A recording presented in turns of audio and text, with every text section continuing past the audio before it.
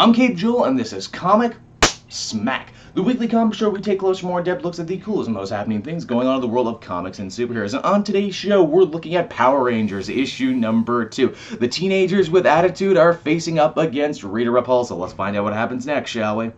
So, as the comic opens, as he often did in the TV show, Billy is giving an overly complicated scientific-y reason as to why the Dragon Zord is no longer functioning, and Trini is translating his nerd speak. Billy, sensitive boy that he is, takes this opportunity to open up to Trini about his feelings regarding Tommy joining the team. Surprisingly, his issue has nothing to do with trust, but more about the fact that yet another good-looking, handsome fighter guy has joined the team. Trini reassures him that he'll always have a place on the team and that he does things with his mind that other people could only dream about. Wow, this comic really does take place during the first season of Power Rangers when Billy wasn't as good a fighter as everyone else. Man, would they drop that in later seasons when he was as good as everybody else. If anything, in later seasons he was so good he kind of lost track of the nerd stereotype that he originally started with. From there we transition on over to Tommy's house where Scorpina is holding him hostage in hopes of trying to get back his power coin for Rita. Wow, again, I am just so agog and amazed at the idea of monsters attacking the Rangers in their home. Heck, we even kind of glimpse Tommy's mom for a second, but never see her face. You know what else we never saw in the show, but see here in the comic? Tommy uses his teleportation for a tactical purpose, mainly bum-rushing Scorpina and teleporting her away from the house and his family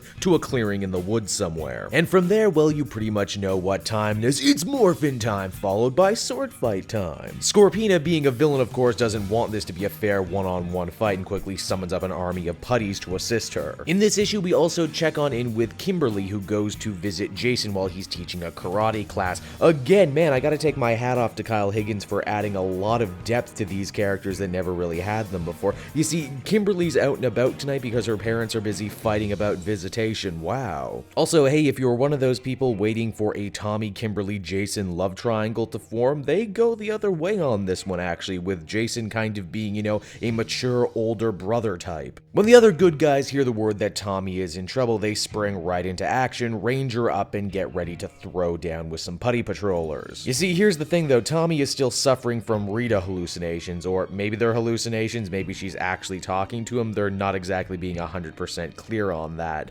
Rita berates Tommy, saying that the only reason the other Rangers came to fight was not because they liked him or anything, but because Jason, the real one they like, already entered the fight. The bad guys end up falling back and the Rangers end up regrouping at the command center, where Zordon gets to have his 2 cents on the situation, saying that as long as Tommy has the power coin, Rita will never stop coming after it. Billy also chooses this time to mention what's wrong with the Dragon Zord from last issue, saying that functionally there's nothing wrong with it at all, it's just kind of been disobeying its master because they're out of sync. Tommy, who's been a powder keg of emotion over the last 3 issues, finally blows his top on the rest of the team, basically saying he doesn't need this crap anymore before passing out. Mighty Morphin Power Rangers issue number 2 is a comic that continues to impress. On one hand, it's a nostalgia trip that I'm more than willing to take, but outside that, Kyle Higgins does a great job adding a lot of depth and meaning to the colorful spandex-clad team. Action's also pretty darn solid too, I gotta say. Overall, I quite enjoyed this comic. I would give this one a very positive 8.5 out of 10. Hey everyone, thanks so much for watching my newest video. I hope you enjoyed it, and while you're here, why not check out another video I have on offer, or maybe if you're feeling in a supportive mood, you want to like or subscribe. And if you want to support the creation of more videos just like this one, then please by all means check out the Cape Joel Patreon. A little bit goes a very long way, and I will see you all next time.